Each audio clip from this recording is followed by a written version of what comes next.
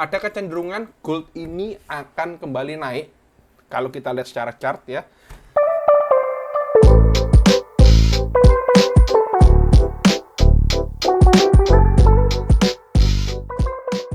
Halo, assalamualaikum warahmatullahi wabarakatuh. Welcome back to my channel, di Dani Trading Channel, channel yang membahas tentang apapun itu tentang trading, guys. Ya, seperti biasa ya, saya selalu ada analisa mingguan ya, weekly technical analysis ya, untuk 3 market ya, seperti biasa, market gold, Nasdaq, and Bitcoin ya. Ini minggu depan akan menjadi minggu-minggu yang sangat meriah, dalam artian minggu-minggu yang very busy, sangat sibuk ya, karena banyak berita fundamental yang tidak terduga seperti perang Israel-Iran ya, sudah saling serang menyerang ya, dan itu akan mempengaruhi harga gold ya, dan juga mempengaruhi Wall Street juga ya, Wall Street Amerika ya, Nasdaq, dan juga mempengaruhi harga Bitcoin ya, cryptocurrency tentunya. Oke, nggak usah lama-lama, kita langsung aja di market pertama, yaitu di market gold seperti biasa ya. Oke, untuk market gold sendiri, saya sudah nandain tapi sebentar. Oke, saya hilangkan dulu. Market gold ini untuk gold ini sangat-sangat menarik teman-teman ya. Kalau kita lihat dari time frame weekly ya, sudah kelihatan, nggak perlu pakai garis lagi. Semuanya pada ke atas 45 derajat lebih ya, malah hampir 90 derajat ya. Mengarah ke atas, itu yang berarti gold itu sedang sangat-sangat bullish, guys, kalau kita lihat di time frame weekly, guys ya. Tapi bagaimana kalau di daily?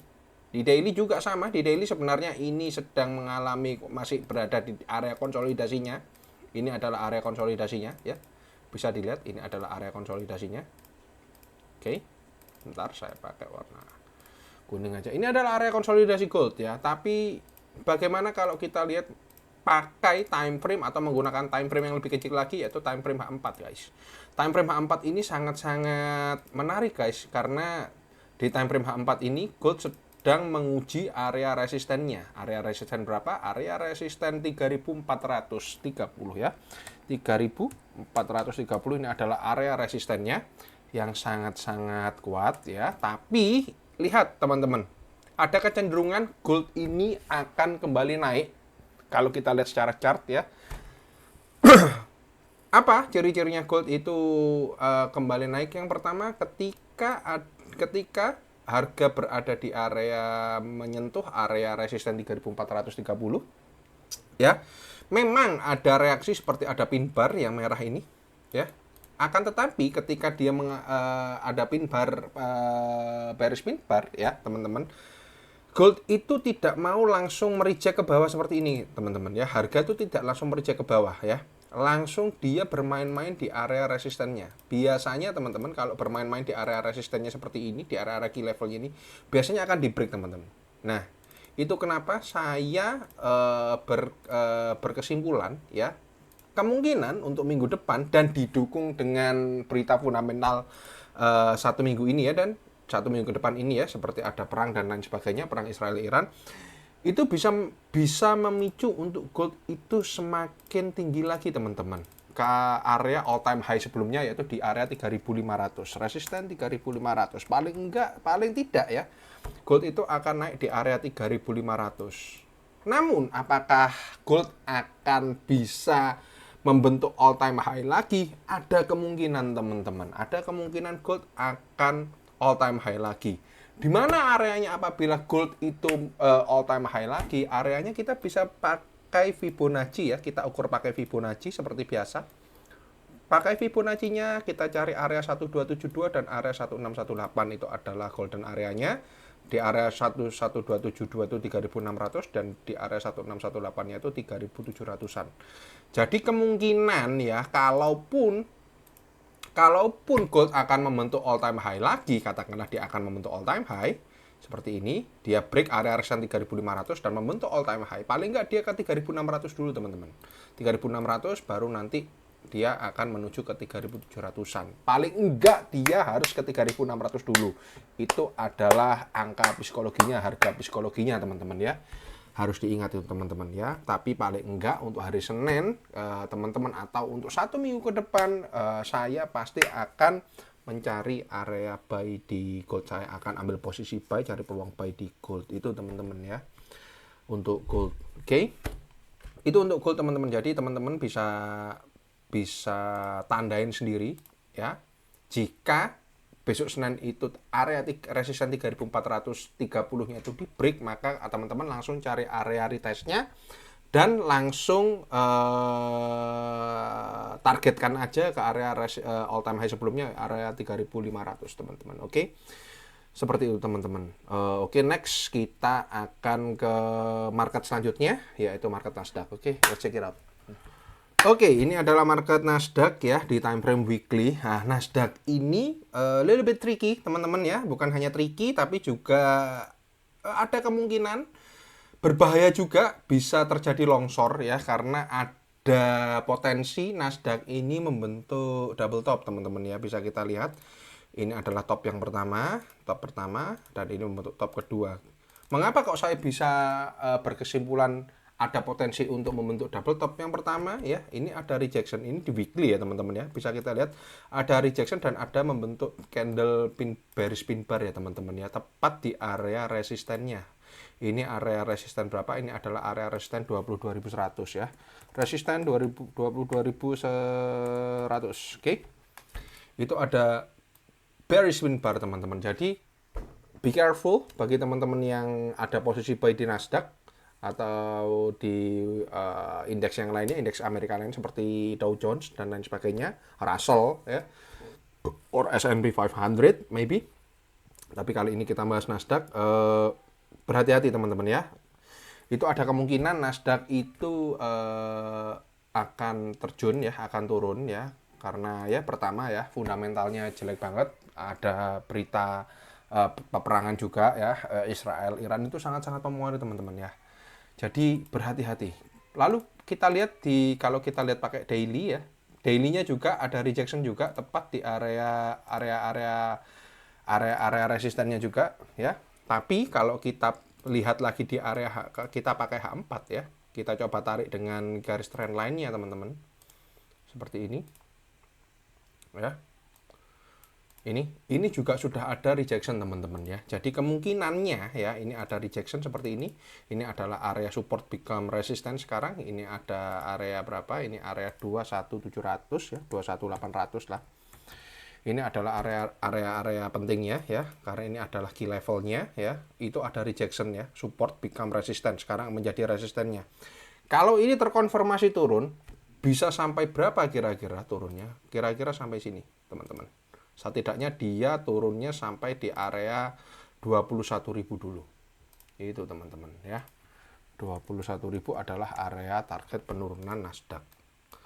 Jadi dia sudah break area bullish trend line-nya, break, retest seperti ini. Jadi itu untuk Nasdaq teman-teman ya. Saya tidak saya lebih condong cari short di Nasdaq minggu depan kalau saya mau masuk Nasdaq. Oke, karena ini alasannya ya. Karena pertama, berita fundamentalnya sangat-sangat mengkhawatirkan ya, perang Israel-Iran. Dan dari secara kita lihat di chart, kita lihat dari pergerakan harganya, itu Nasdaq cenderung untuk bearish teman-teman. Paling tidak kalaupun dia turun, ada rejection di area resisten 21.800, paling enggak target penurunannya ada di area 21.000 teman-teman gitu. Jadi untuk Nasdaq saya lebih prefer untuk cari short teman-teman. Oke, begitu aja untuk Nasdaq ya. Next kita akan langsung ke Bitcoin. Oke, let's check it out. Oke teman-teman, ini adalah chart Bitcoin ya teman-teman ya. Dan Bitcoin ini juga sedikit mengkhawatirkan. Ada kemungkinan dia membentuk double top, ada kemungkinan. Akan tetapi kemungkinannya itu ini masih 50-50 teman-teman ya, karena dia itu sebenarnya Bitcoin itu sedang mencoba untuk membreak area resistennya ya. Area resistennya ada area resisten di sini, dia tuh tetap ya kalau bisa kita katakan itu sedang berkonsolidasi lah ya. Seperti ini area resistennya. Tapi kalau kita coba pakai time frame yang lebih kecil lagi di daily biar lebih jelas. Nah, ini ada kemungkinan memang dia itu membentuk double top seperti ini. Nah, bisa jadi ya, bisa jadi, sekali lagi bisa jadi ya, akan menjadi beneran double top, terkonfirmasi double top apabila area neckline yang di sini atau support yang di sini itu di break oleh Bitcoin ya. Tapi untuk sementara ini saya lebih prefer untuk Bitcoin itu sedang berkonsolidasi ya, berkonsolidasi di antara area resisten dan supportnya ini. Kalau kita coba untuk perkecil lagi timelinenya, itu mulai kelihatan area konsolidasinya ya. Ini konsolidasinya, oke.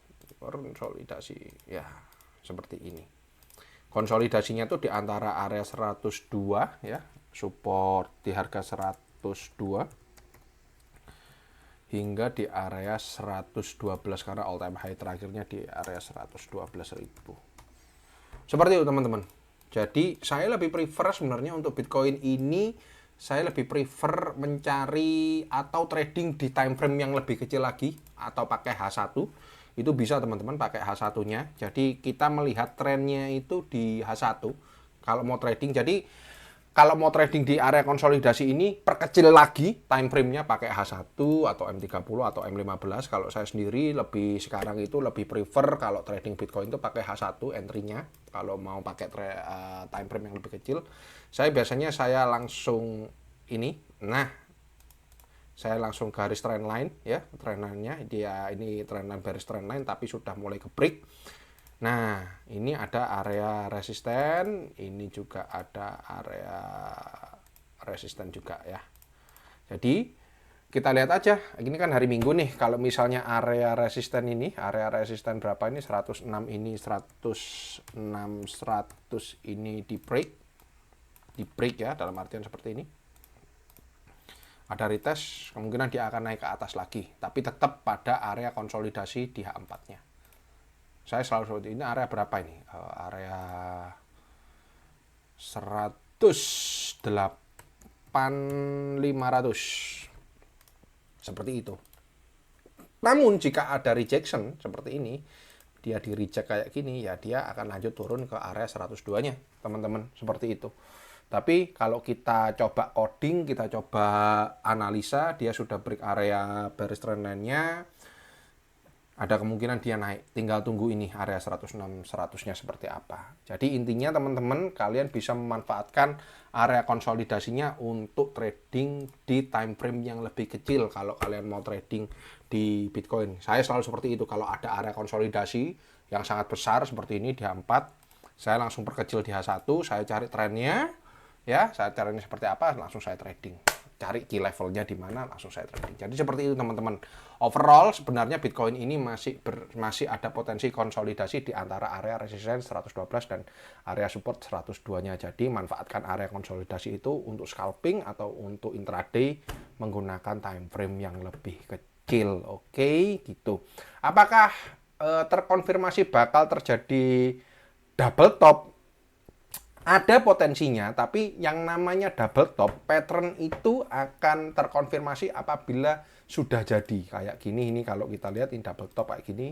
Kalau double top kan berarti kan merubah dari bullish menjadi bearish ya, harusnya support 102 ini di break dulu, retest. Nah, ini baru terkonfirmasi double top kalau beneran terjadi double top. Oke, tapi untuk sementara ini saya melihatnya Bitcoin ini masih terkonsolidasi di antara area resisten 112 dan di area support 102. Untuk itu, cara tradingnya seperti apa? Gunakan time frame kecil. Kalian mau scalping di M15 monggo, atau mau trading intraday pakai H1 monggo, silahkan. Caranya tadi seperti itu. Jadi gitu aja teman-teman untuk analisa mingguan kali ini di market gold, Nasdaq, dan Bitcoin.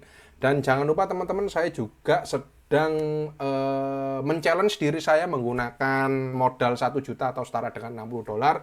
Ingin saya kembangkan ya akun tersebut menjadi berapapun, yang penting berkembang, atau malah margin call. Semoga nggak margin call ya teman-teman. Dan kalian juga bisa tracking perkembangan akun saya tersebut melalui MyFX Book saya. Itu bisa langsung klik link yang ada di kolom deskripsi, klik aja linknya, terus cari menu MyFX Book Dhani Trading Challenge, itu diklik aja. Nah, itu kalian bisa nge-tracking. Jadi saya transparan untuk challenge-nya ya, untuk portofolio challenge-nya saya transparan. Saya baru bikinnya kemarin hari Sabtu.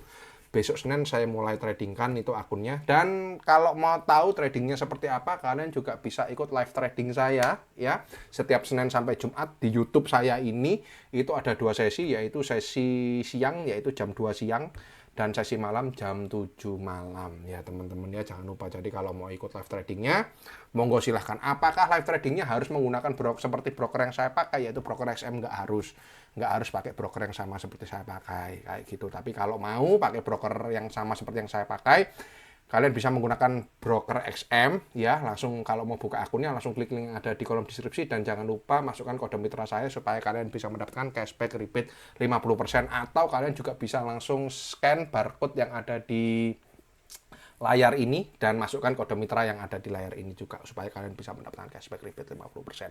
Oke, gitu aja teman-teman. Semoga minggu depan kalian pada cuan ya. Manfaatkan berita fundamental perang ini ya. Set batru, blood money sebenarnya, tapi ya begitulah cara market ini bekerja ya.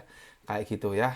Semoga kalian minggu depan profit semua. Amin ya rabbal alamin. Dan see you on live trading ya. See you tomorrow on my live trading at 2 p.m. and 7 p.m. Oke, jam 2 siang dan jam 7 malam. Oke. Thank you all. Happy weekend. Sehat selalu. Adios. Wassalamualaikum warahmatullahi wabarakatuh.